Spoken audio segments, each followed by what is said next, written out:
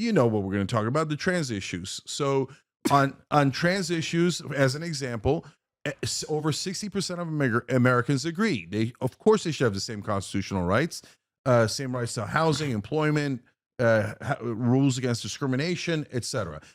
Does 1/3 of the country disagree? Yeah. Sad day for them. 2/3 of the country agrees trans people should be protected. I'm 100% on board for that, right? And if you're a right winger and you go, no, man, they're weird, they're different, they're blah, blah, blah, and I'm going to hate them. Well, good luck to you, brother. I'm not going to hate them, and I'm going to protect them, okay? But so that didn't work for them. So they went digging.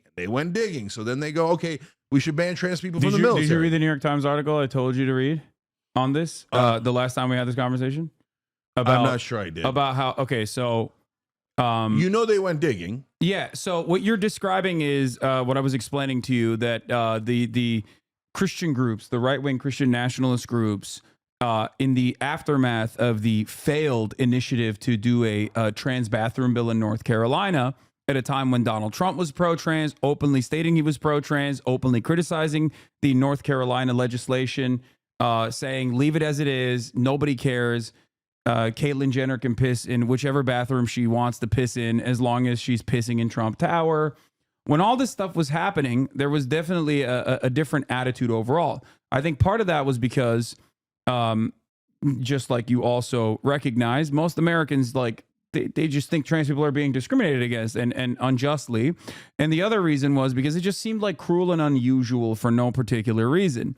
So what these Christian family groups did was go back to the drawing board and, hire the likes of, maybe Frank Luntz didn't personally involve himself in this one, but like people like Frank Luntz that would go and focus group and test different messages. Yep. And they arrived at two key points that were resilient. Americans don't necessarily care about trans issues all that much, but they do care about meritocracy. And what is the one place where there's true meritocracy in the eyes of many Americans? Now, there's, still not perfect meritocracy, but sports. Sports is the one area where if you dominate, if you're good, you're going to dominate. If you're dominant, then you're going to get elevated, right? So they packaged anti-trans sentiment with sports, and specifically children's sports, right? And that is where we arrive at, 60% of the country, or even larger percentages than that, don't think trans women should be participating in sports with cis women, specifically trans girls, competing in athletic endeavors with cis girls. Yeah. So that's exactly my point, Haas. And when they laid that trap, first of all, the right wing should acknowledge that was identity politics being played by the right wing. The right wing did the polls. They did the studies. They were looking for something that the American people would hate about the left, about trans people, about LGBTQ people. When you go looking and searching and digging on identity, don't tell me you're not doing identity politics. No, this is identity politics, and the right does it all the time. Now, listen, here's the thing, okay? You understand this to be a distraction. Like, you recognize that it's a distraction, which is why I don't think either of us are saying that this should be the pivotal. This should play a pivotal role in the top of the line messaging of the Democratic Party, which is that, like, no, trans women have to compete with cis women.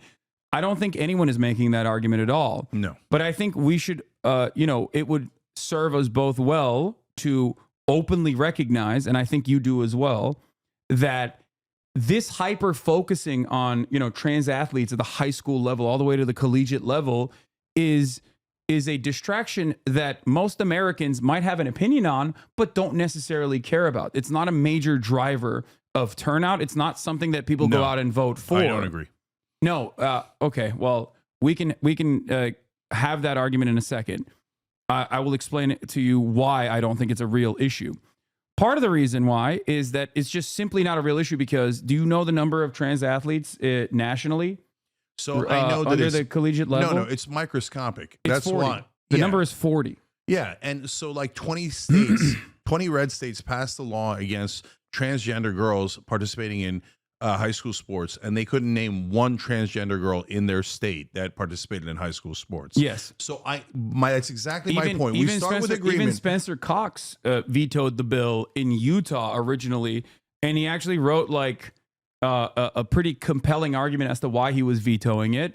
And governors like Andy Bashar have actually won by higher margins after openly defending trans people in the past in a state like Kentucky, for example. So look, we start with a point of agreement, which is that the right wing uses a wedge issue to drive a wedge between us. They go looking for it, and they do it based on identity politics. Okay. So we totally agree on that. We totally agree that it's a microscopic issue that affects almost no one in the country. Okay. So when we don't have paid Also, I don't family, even think we don't that's have true. health care for everyone. This is I don't even think that's meant true. to distract us. I don't we even disagree think it does on impact how to people. react to it. It does actually impact a lot of cis women. There's more cis women than there are trans women, and there are a lot of young girls that this could technically impact, because now you have bills like the one in Ohio, the penis inspection bills, like the one that they have in Ohio, where like one of the parents from the opposing team could be like, "That's a trans girl, actually," and then they have to literally go and traumatize this like young girl who in many instances is not statistically, it is highly unlikely that that person is trans to begin with. So And look, again, it ends up harming cis women even more than it ends up harming trans women. So look, I said this exact same point on trigonometry, and their audience hated it. But this is the reality. The reason I make a distinction between high school and professional sports is because in high school, what you're saying is, like Ohio, if I really want to institute this, even though it affects almost no trans or cis girls, if in the world in Ohio as it is, Like but if I go to implement it, now I got to check everybody's genitals, and there's got to be a genital checker, right? And let me guess. Tons of Republican older men are going to volunteer to check the genitals of our high school kids. And I hate it. I don't want it. It's like a groomer pervert factory. And they're going to probably put Jim Jordan in charge of it. No. Okay. But when you get to the professional level, you get to the Olympic level, you guys make a giant mistake. You fall right into their trap. And you go, oh, yeah, sure, they should be able to compete. When the overwhelming majority of the American people do not agree with you, you should let the Olympics and the professional sports decide it on their own. It is not a constitutional right. They have no so-called right to participate in the WNBA. I don't have a right to participate in the NBA. So number one, I don't agree when you go to those extremes. And number two, does it affect elections? Well, we had an overwhelming answer to that in the Trump-Harris contest. Because Donald Trump ran the anti-trans ad, which was not about hating trans people, although of course it was perceived as such by a lot of people. And so, what it was saying, hey, you guys are giving free surgery to undocumented immigrants who are detainees who are trans. It's too much. It's too, and I agree, it is too much. 98% of Americans agree it is too much, right? So instead of saying, oh no, that you guys are right, that's too much. And of course, sports leagues, that's fine. And of course, no, we're not going to pay for any surgery for a dude who just crossed the border a second ago, right? Instead, you guys go, no, let's fight. Oh, for God's sake. And you dig in. And now we're on a losing ground for no reason at all. Can you tell me who on the Democratic Party's campaign was actually saying, like, no, we have to issue bottom surgery for undocumented migrants, outside of Kamala Harris saying that in an ACLU questionnaire in 2019 when faced with the question, what will you do for trans people? She just gave that answer, which was a bad answer to give regardless. But was there like a hyper focus from the Democratic Party's campaign that I'm missing? So Trump starts running the ad, and it instantly jumps to the most effective ad according to Trump's internal numbers and according to Kamala Harris's internal numbers.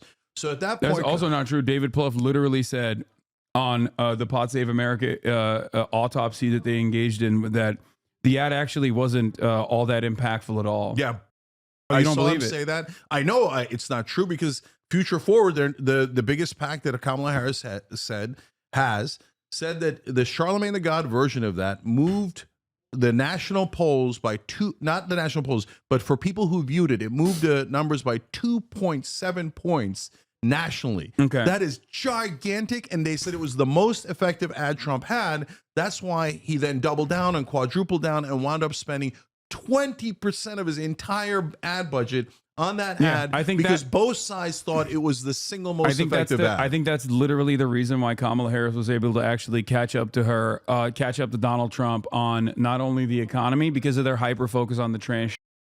But here's thought where that helped Kamala Harris? No, I don't. I think that this kind of hyper focus on a marginalized group is not moving people to go out and vote in any meaningful capacity for some of the reasons that you also mentioned, but also because most people don't know who the trans people are. They've never met a trans person. They don't give a shit. They just care about the economy.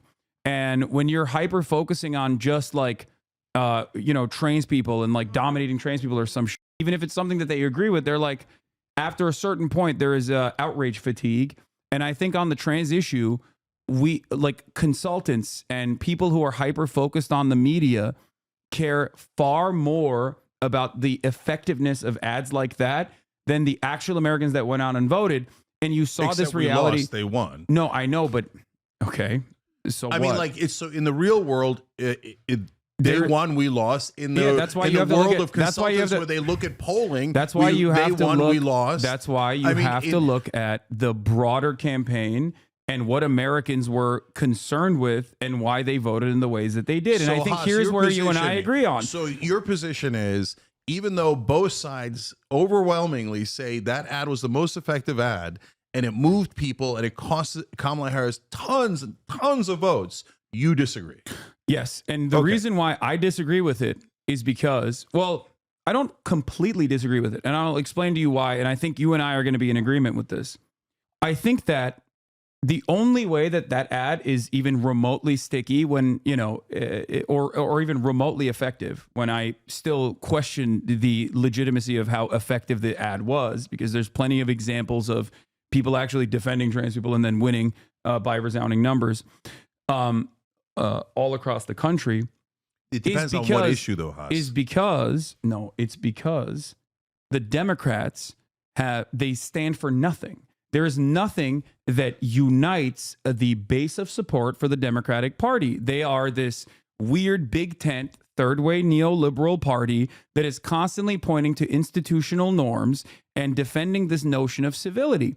If that is your overarching campaign strategy, then yes, if you stand for nothing, you will, people can turn around and tell others what you actually stand for. They can reframe what you actually stand for and say this is the type of stuff that they care about actually.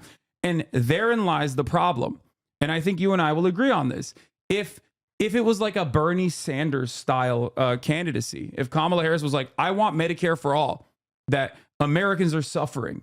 I want to fix the housing crisis by implementing a federal jobs program backed like, mass housing boom that will actually fix the housing markets in all these big cities and all across the country by building a shit ton of houses. No public-private partnership, none of that. No opportunity economy language whatsoever. We're gonna just build, baby, build.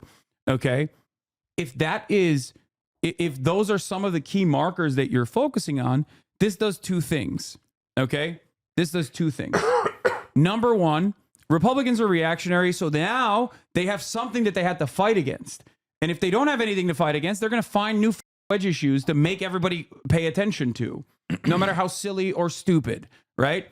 So now they have to fight against that policy and present why that policy is bad. Now they have to sit there and lie about why giving healthcare to every American is actually going to be devastating because they're backed by their corporate donors. So that's a major issue with the way that the Democratic Party operates in general. And I think you agree with me on this, right? If you give them something to fight for, if you give them something to fight against, they're not going to find new ways that find new things that they can just like draw a wedge on. So that's number one. Okay. Number two. Okay. The second thing is when you don't have this broad, very obvious policy that you like earnestly are fighting for, that you have been able to communicate to like the majority of the population, like this is my North Star. This this is the key defining issue of the Democratic Party this election cycle. Okay, all of a sudden, when you cave and capitulate, the second point I was going to make is when you cave and capitulate the right wing framing on these issues, the only thing you end up doing is basically admitting that the Republicans are right. And the Democrats have done this on immigration. The Democrats have done this on policing. The Democrats have allowed the Republicans to dominate the space over and over and over again. And they've done it with trans issues as well, or they're doing it now with trans issues as well. Just call it out for what it is. It's a simple distraction. This is not going to put food on your table. This is the way that the Republican Party gets away with being in the pocket of billionaires openly by saying this is the only thing that the Democrats care about. Trans people are your neighbors. They're not your landlord. They're not your boss, and they're not the reason why healthcare is so costly. Okay, they're a tiny group of people in this country that just want to live their same lives. They literally have the same exact class interests as you. They literally also have to pay rent at the end of the day. They also still are harmed by the same job opportunities that people have. They also are worried about not being able to own a home or retire at a reasonable age. The idea that these people are the reasons as to why you're experiencing economic anxieties is silly. Don't ever have this conversation. That's what I say. And that's how I deal with it as someone who is obviously somewhat radical in my pro-trans message overall, because so look, it's silly. It's a nonsensical position that you even recognize as nonsense. So let me start with the agreement and move to the disagreement. So the agreement is super important here because you're right. And this ad is, in a sense, the perfect symbol of, in my experience, you'll only agree with half of this, but the merger of what is wrong with the Democratic Party's corporate wing and the radical left wing. You switch them together. We'll get to labels in a minute. Okay, so you smush them together and you have this ad, and this ad helped Trump win and Kamala Harris lose. Why are you smushing them together? For the exact reason that you explained, Huss. Because if they were like Bernie Sanders and they were economic populists, Bernie can say, why are we talking about that issue? We should be doing higher minimum wage and we should be doing universal health care, et cetera. And then now we're having a real conversation about things that affect people's lives. And Kamala Harris can't do that because she's too busy pleasing the donor class, right? Tony West. Shouts out to my man, Tony West. And who cost us the election more, that ad or Tony West? Not close. Tony West. Okay, so Tony West, who's the Uber executive, that's her, brother-in-law, told her, "Oh, you know what? You're too tough on corporations. Instead, you should give them a big bear hug. Go out there and put out that 90 corporate CEOs signed a letter saying you're awesome, and that you'll work for corporations and do everything that they want. Bring in Liz Cheney, Dick Cheney. Dick Cheney pulled a 13%. Liz Cheney is one of the most unpopular people, progressive." Data for Progress did a poll that showed the more she campaigned with Liz Cheney, the more she lost support. She lost enthusiasm. It was a super dumb idea, and that cost us more than this ad did. This whole idea of, oh my God, I love big business, and I'll do everything big business tells me. Look at Mark Cuban. He's on every cable channel telling you that I will do whatever the business interests want. It's the worst idea in the world, especially when you're running against Donald Trump, and Donald Trump's going, hey, here's a billionaire, Elon Musk. I'm just going to give the government to him. And here's another billionaire, Miriam Adelson, and I'm going to give foreign policy to her. And here's Tim Mellon, weirdo guy who inherited all of his money, and douchebag who wants tax cuts because he's just rich and earned nothing in his life. And I'm going to give him tax cuts for the rich, right? But they never make that case because they're corporate douchebags. Kamala Harris, Joe Biden, Hillary Clinton, all of Democratic leadership. And so these guys are never going to win another general election. The American people hate them. They should hate them, okay? And so what the right wing doesn't understand is both the populist left and what they call the woke left, I call radical left or whatever, we'll figure out the label in a minute. But in this case, you're on the right side. You say the corporate interests, the donors, right? So, and the populist right agrees with that. So that's actually an interesting point that we should come back to, a point of agreement we should come back to. But the part where we disagree, Haas, is you say, well, if they're digging in on a wedge issue, ignore it. But Kamala Harris literally did that. They had a giant debate about whether to address it or not. No. They even pulled ads You're where misunderstanding they me. addressed it. You're misunderstanding and they me. decided, oh, let's not address You're it. And wrong. It was a mistake. They literally also, like, they did this with immigration especially. Like, they were like, we're not going to ignore it. We're just going to get ahead of it. And what they did with immigration, they're going to do with trans issues next election cycle. And it's the same principle over and over again. It makes you look like a hypocrite, and it makes you look like the Republicans were right all along. And the only thing it does is prime your base into conceding and agreeing with the Republican framing on an issue. If So there what was do you any do instead? What I say is I delineate. So when you say, hey, Andy Bashir runs against it, but which issue? So if you're talking about constitutional rights, you fight for trans rights 100%. You're talking about military, you fight 100%.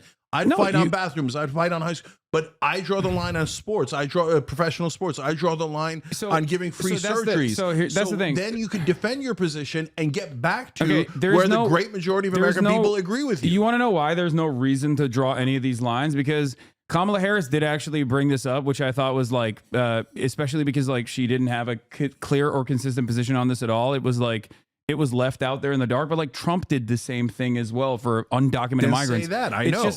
It's just like it's a thing that nobody gives a shit about until people are primed into caring about it. That's my point. It's been happening for a very long time for prisoners that want to get this component of healthcare, and nobody technically gives a shit about it. It's already like a incredibly tiny, minuscule, marginal percentage. So it doesn't matter. Like it ultimately doesn't matter. I'm saying if the Democrats had but something it did matter. If Democrats had, but it didn't, and I'll get to that in a second.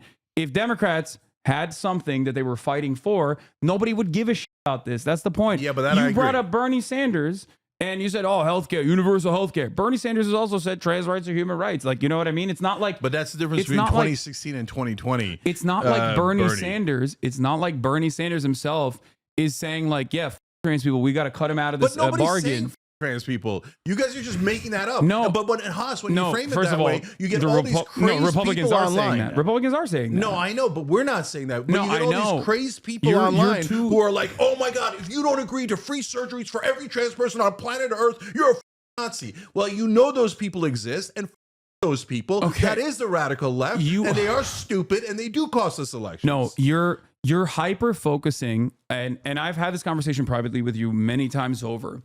You are hyper focusing on people that are in your replies on Twitter, and because so you agree with me, that radical left because is bullshit, all you interact, stupid dumbasses. Do you agree? There are a million people that are both in your replies that have also gotten mad at me as well, time and time again, on specific issues, maybe ones that even pertain to trans rights.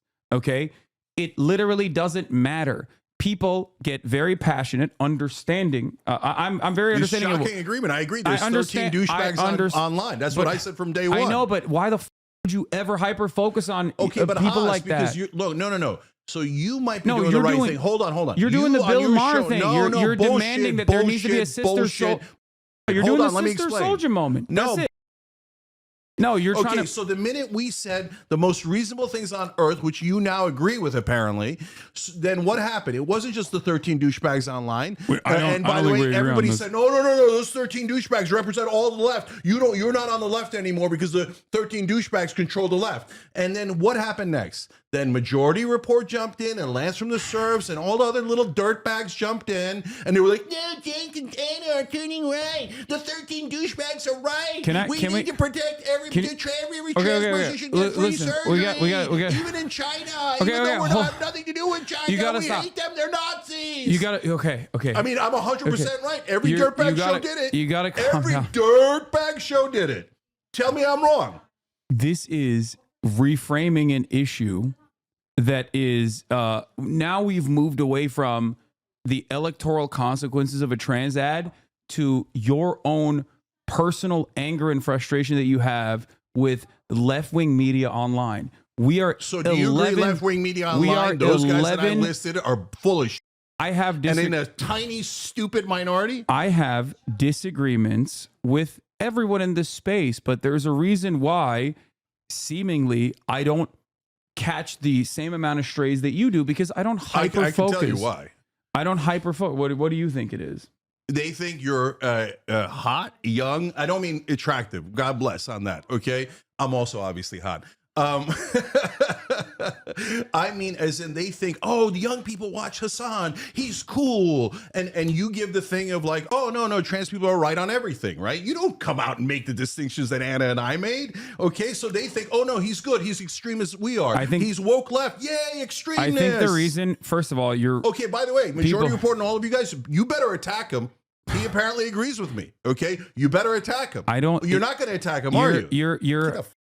You're hyper personalizing this into like criticisms that you've comes received. And punches you in the face 12 times and you go, what? Why are you hyper personalizing it? Because just because I called you a Nazi, now it's personal to you? Because myself, you, Majority Report, but I never changed my policy. All of policy. This is inconsequential in the grand scheme of things. And whenever there's like drama, for example, I've been getting attacked mercilessly by my former podcast co-host that has been actively trying to deplatform me for the past 2 months because he thinks that, or he's claiming that I am creating a space that is anti-Semitic. The way I've dealt with that, for the most part, is by just actively ignoring it leading up to the election, because I was like, this is some silly nonsense. And in the aftermath, I covered some of the broader points, and I moved on. If you extend the conflict that way, instead of trying to find a reasonable middle ground, and even show humility in a certain, I don't agree. Even show humility instead of saying I'm right, there's never going to be any sort of real solidarity. Why am I going to show humility to you, a bunch of idiots who are wrong? Because I like what does humility mean? Like, oh, maybe you're right about your dumb opinion that's going to cost us this election. Okay. Maybe you're right about your dumb opinion that gets the majority of the country to hate us when our economic positions are overwhelmingly popular. Maybe you making us intensely unpopular when we should be focusing on universal health care, higher wages, paid family leave. But you idiots hate policy. All you want is identity politics. And you think that drives ratings, and you want me to show humility to those morons? None. Zero. Let's have